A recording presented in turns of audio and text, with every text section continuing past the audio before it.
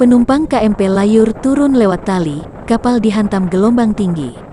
Kapal motor penyeberangan KMP Layur yang mengangkut lebih dari 100 penumpang terombang-ambing dihantam gelombang tinggi saat akan bersandar di Pantai Wailei, Desa Latu, Kecamatan Amal Latu, Kabupaten Seram bagian Barat, Maluku, Selasa siang, tanggal 28 Desember tahun 2021.